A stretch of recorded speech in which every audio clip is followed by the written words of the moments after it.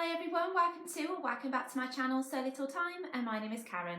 Today's vlog is going to be a pattern review all about the Tilling the Buttons Rosa Shirt Dress. I recently made this up and thought you might like to hear a little bit more about how I found the pattern itself and how I found the construction of the garment. So if that is something that you'd like to hear more about, please stay tuned.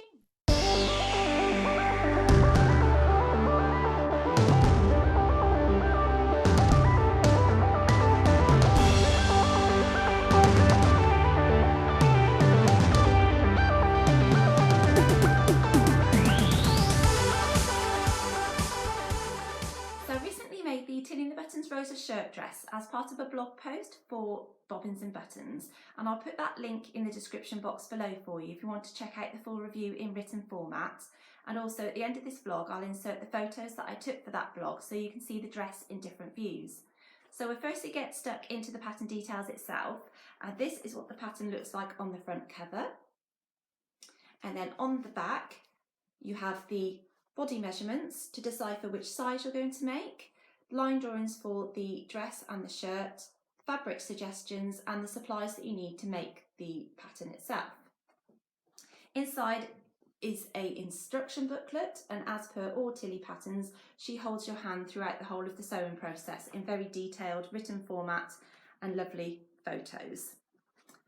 The size range for this pattern, on this particular pattern that I've got anyway, is a size 1 to 8, and that's a UK 6 to a UK 20. Now I'm not sure if she has since modified the size range available for this pattern. You will need to check that out if you are intending to make this. So I usually make a size 4 in Tilly's woven patterns and a size 3 in her stretch patterns, and for your reference my body measurements are 34-inch bust, 29-inch waist and a 41-inch hip. For this particular pattern, I have sized down by one size and have made the size 3. And that is because there is quite a generous amount of ease in this pattern. And on page 3 of the instruction booklet, you will find the body measurements at the top here and then the garment measurements at the bottom. And I do recommend that you check that out to decide what size you'd like to make, as it, like I say, there is quite a lot of ease in this pattern and it's very generous. So I'm really pleased that I made the size 3, as that fits me just right, and there's enough room in there to wiggle about and move around, eat a big meal and sit down very comfortably. The fabric suggestions that she has put are medium to lightweight woven fabrics such as cotton lawn, chambray, lighter weight denim, fine needle cord, double gauze, linen blends, viscose and shirting cotton. So I decided to go with a fine needle cord, which is this one just here. And this is a Lady McElroy fine needle cord, which I picked up at Bobbins and Buttons as part of my blog post. It's really soft, absolutely beautiful, and it had a very nice drape to it. But because this pattern does have a very nice shape, if I bring this into you, you will see it has a nice nipped in waist and then it does flare out over the hips. And for me, I do find that quite a flattering shape.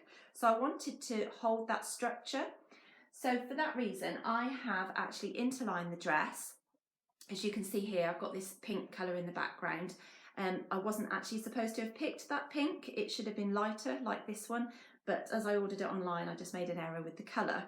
So I've interlined it, and what I mean by that is that I've actually cut out the pattern pieces again in lining fabric. So I cut out the outer and the lining, so I basically cut out 2 dresses, and then I put those pieces wrong sides together and then basted within the seam allowance. So then I treated the rest of those pieces, pattern pieces, as one piece and then sewed the dress up as per the instructions. So as it is interlined, you will still see inside all of the finished edges. So they won't be concealed, as you do just treat them as one piece. But what I did do was to overlock the edges before I sewed them together. If I bring it in, you will see that they are overlocked. Just to have those edges nice and neat. Now if you don't have an overlocker, you can do a zigzag stitch on your sewing machine, or even you could bias bind the hems if you wanted a really pretty inside. It depends how fussy you are about how your garments look on the inside. So you are supposed to actually finish this dress with buttons and buttonholes, but I decided not to do that, and I have actually used some snaps, just some plastic snaps, as you can see here. And I've used like a forest green colour that I already had in my stash, luckily, because I did actually order some light pink ones initially to go with this, to pick out the pink in the flowers, but they didn't actually arrive due to our current situation, and I ordered those twice and they didn't turn up. So luckily I have these green ones, which I actually think I prefer because they blend in a little bit more with the dress, and it does pick out the greens in the dress as well, so that was quite lucky. During the construction process, I was trying it on and I actually quite liked the way it looked sleeveless. So you will see that I have made it sleeveless, and that isn't an option on the pattern. They do have just long sleeves. And I'm really pleased that I did do that because this is a very busy fabric. So I think maybe the sleeves would have been a little bit too much for it. And so to keep the option sleeveless, I didn't make any alteration to the shoulders or the arm side. All I did was bias bound the insides, and to do that I made my own bias binding, and I used actually an old curtain that my auntie had given me, so it was quite a structured fabric, but it worked really well. And then I used that fabric as well for the inner collar section and the outer collar or under collar section there, and I do like that contrast with the pink flowers on this fabric. And because I've used that sort of structured fabric for those pieces, I haven't actually interfaced those sections of the dress as instructed, because it already had that stiffness and I didn't want to make it any stiffer, as I quite like the relaxed sort of collar.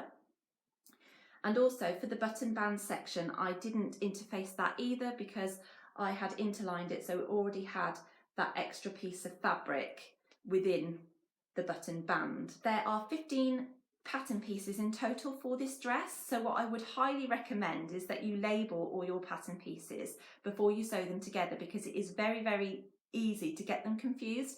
And I made the mistake of sewing a back panel to a front panel, and I wondered why it wasn't lining up properly, and I had to unpick all that. So yes, definitely label them, just with a sticky label or something, or a pin, I don't know, so you can just decipher which is the front and which is the back.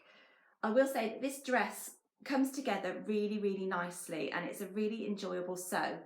You do have the option of putting top stitching across all of the seams, and initially I wasn't sure if I was going to do that because this is quite a busy print, but in the end I did, and I've just used a normal thread. I didn't use a top stitching thread, just in a beige colour, because I liked the way it made the seams sit a little bit flatter. And then what I've done is where I've actually attached the snaps, I haven't gone all the way up to the collar because I know I won't wear the dress closed. I've only gone up to literally, I think the first popper is just under the yoke section. So there is a lovely yoke section on the top, and that sits just at the right point. When I tried the dress on before adding the snaps, I put pins in as to where I thought I would need the first snap to be. So I actually put one literally across the apex of my bust, and pinned that because I didn't want any gaping.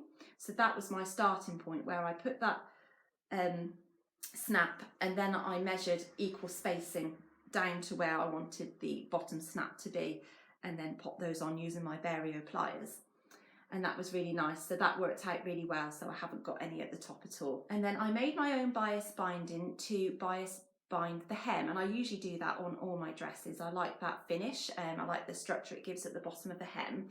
Now I didn't lengthen this dress, and when I tried it on without actually hemming it, I did already like where it was sitting, so I didn't really want to make it any shorter. So when you add a bias bound hem, it does just only use a very narrow section at the bottom, so it doesn't take the dress up too much.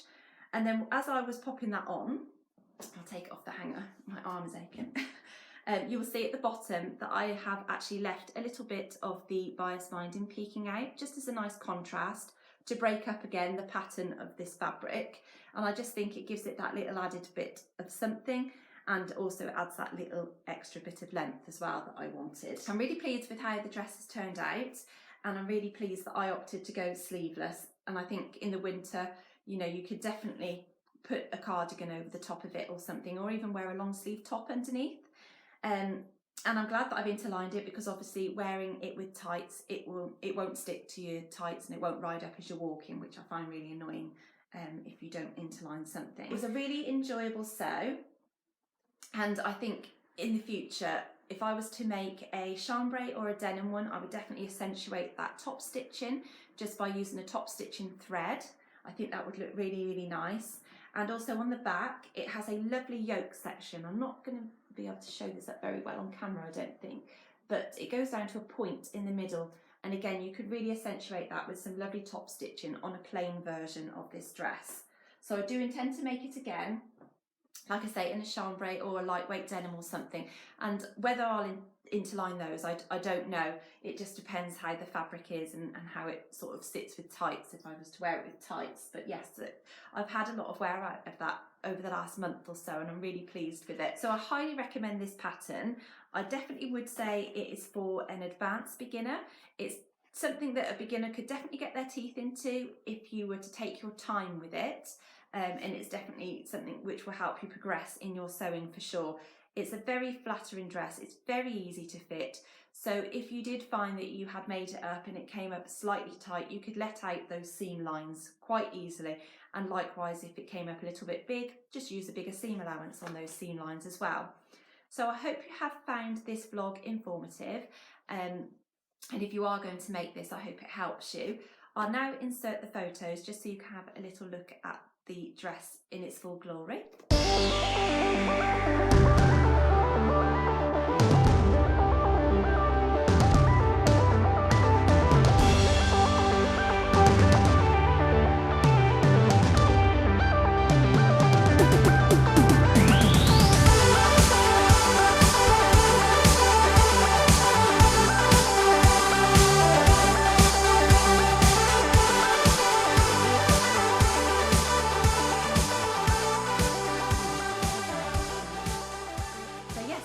Much for watching today. Please like this video if you've enjoyed the content and consider subscribing to my channel if you haven't already done so, and I'll see you again soon. Thanks a lot. Bye.